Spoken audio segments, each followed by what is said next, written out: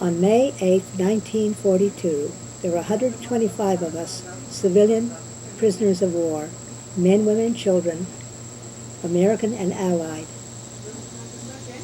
Some Norwegian sailors, some British, but mostly Americans. And on that day, while we were in our CEBU provincial jail, a 16th century Spanish prison, Japanese soldiers came and distributed to us some extras of the Manila Tribune announcing the fall of Corregidor. A woman sat on a wind-slat bed and read aloud to us in that cell of women the proclamation that Corregidor had fallen. And now we realized for the first time that we would not be free, liberated by the Marines within the next few weeks, but the war perhaps would last longer, and maybe we would be prisoners of war for years. That night, as we sat in the dust of the jail courtyard, with only the lantern in the center, a kerosene lamp which a Japanese soldier had placed to give us some light. As we sat there, suddenly some of the children began to sing songs that they had learned recently. We sang, over there, send the word over there. And then, keep the home fires burning while your hearts are yearning. Though our boys be far away, they dream of home. There's a long, long trail winding into the land of my dreams, where the nightingales are singing, and I don't recall the rest of it. There's a long, long night of waiting until our dreams all come true, till the day when I'll be walking down that long, long trail with you. And we even sang school days, dear old golden rule days. And as we looked in the gloom, we could see the military prisoners were separated from us by double gates of iron, and they were in their jail cells, peering through the bars of their cells, listening, and we could see their lips moving, but no sound came from their lips. And we sang on, and some of the grown-ups, as we called them, joined in singing some of the old songs, favorite songs. And then a Japanese soldier came to pick up the lantern, and so we plodded very wearily back into our stifling cells. Right. In Santo Tomas, I remember very well, a young woman, probably in her early 30s, who had been brought in with the internees from Iloilo after we people from Cebu had been brought into Santo Tomas. And in camp, she met a man, a seaman who was Dutch, and we called him Java. And Java used to help carry the baskets of camotes, which we people on the vegetable cleaning detail would scrape and peel. And everyone liked Java, very nice person. Well, eventually this young missionary lady met Java, and I used to see them together, and we all said, well, after the war, perhaps they're going to get married. And one day they were sitting in what we call a shelter where we could sit and clean the vegetables, or some people would have their meals there. And they had an old Sears catalog that had really been passed around and used and was in pretty bad shape. And they were turning the pages of the Sears catalog, and I could imagine that they were looking at some things that they would want to have in their home after the war ended and they were free. Well, on February 7th, 4 days after we were liberated, the Japanese began shelling Santo Tomas. And this came unexpectedly. And my mother, sister, and I were in a room where the shells, 2 of the shells had hit. My mother and sister, my sister had remained in the room with my mother, and I had just walked out. And there were only about 4 people in the room, including my sister, when the shells struck. And my sister came out, and fortunately she was not injured. And neither were the 2 other women who were in the room. They were very lucky, because the room was really in shambles. Part of it, were just pieces of concrete and glass that just been blown in and showered all over the place. So we went down into one of the patios where we felt we would be pretty safe, and others had gathered there. And then all of a sudden, the GIs, the soldiers, began bringing in people who had been killed, and they were putting them into a room beside of the patio, empty room. They were taking the bodies in there. And on one of the stretchers, as I call them, I saw Java. His face had been covered, but I recognized him. He'd been terribly wounded, and of course fatally wounded, and he was dead. And they brought him in and put his body into this room. And then along came this young missionary woman, and she was almost hysterical, and she was looking around, and she called out to me. She said, Jane, have you seen Java? Have you seen Java?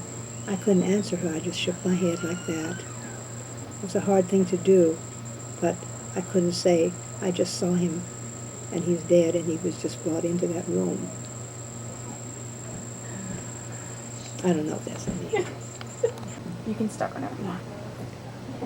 When we were being repatriated and flown to Leyte, where we stayed for a few days before boarding the ship which would be taking us back to the United States, this young missionary woman was on board the ship, and I would see her sitting on the deck, looking out towards sea, sitting near the railing, and she never smiled. Of course, she had nothing to smile about. She looked so sad, and I wished I could have gone up to her and said something to her, but she just sat there.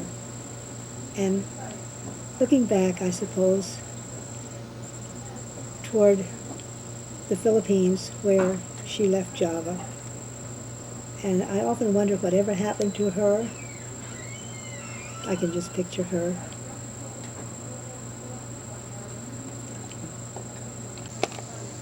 Okay. At the beginning of 1944, the 3rd year of the Santo Tomas internment camp, General Morimoto became the administrator of all the POW camps in the Philippines, not only military, but civilian as well. And at that point, all communication in Santo Tomas was cut off from the outside world. And the Japanese said that they would be in charge of feeding us. And when they said that, we knew that meant starvation. There was no sugar, no salt, no oils, no fruits or vegetables except a few vegetables which we grew in the camp gardens. And it became a very desperate situation. The vegetables which the Japanese brought to us were what we would call the sweepings of the Manila markets. And as the quality of the food diminished, usually all we would have would be a little rice which had been cooked to the point where it was almost like blue, watery consistency called lugao, and then some soup. But the soup, of course, was just water with a few vegetables floating in it, talino, and the leaves and stems of the camotes, which was a native sweet potato, mostly water. And people were losing weight even faster than ever. And disease took a hold of the people. They were susceptible to whatever came along. Many of came to the point where they began to develop beriberi, a deficiency disease. Their feet and their ankles were swollen. Their hands and arms were swollen.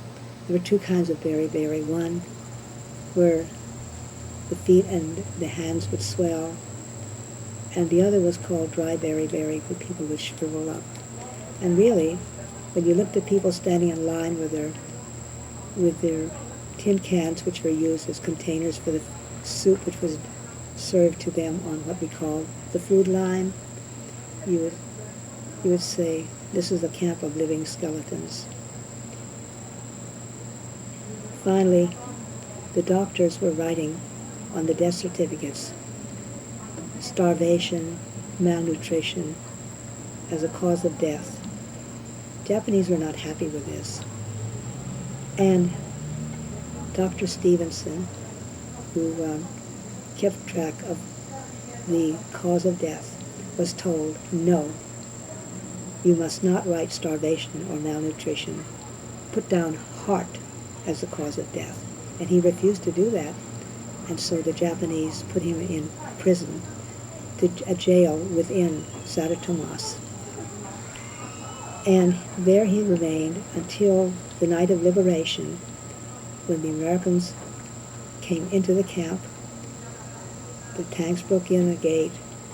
The troopers came in, 1st Cavalry, liberated us, and they released Dr. Stevenson. Just before Christmas, 1944, the Japanese arrested Carol Grinnell and Mr. Duggleby and Mr. Larson, and they had previously arrested a man named Johnson, and they took them out of camp, and we didn't know where they had been taken or for what reason they had been arrested. Larson had been a case of mistaken identity. There was another man named Larson. Can you wait?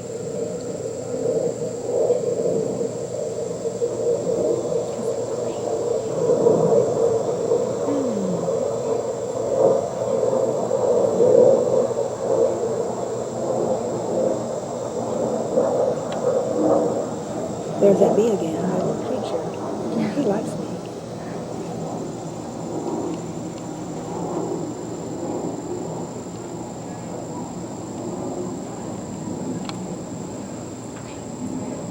The other man named Larson was the one that perhaps the Japanese really wanted to arrest. But they took a younger man who had nothing to do with the administration of the camp, the civilian administration of our camp, and took him out, and everyone knew the Japanese had arrested this young man, and he was not the one that they really wanted, but no one said anything because, the Japanese wouldn't have lost face, and so they would have taken the other man and they would both have been killed. Well, we asked whatever happened to these 4 men. No one knew. And after liberation, the bodies of the men were discovered in a mass grave of 14 people, and they had been executed, and as I understand it, decapitated, and their bodies were brought into the camp, and they were laid to rest in the camp. There was a service for them. And such a sad, sad ending to our camp leader, Carol Grinnell, and Duggleby, and of course to this young man, Larson, who left behind his young wife, and then Johnson, who had been taken out, and really no one knows exactly why the Japanese arrested him. But it's one of those sad stories. We were hoping to find them alive, but they were not to be.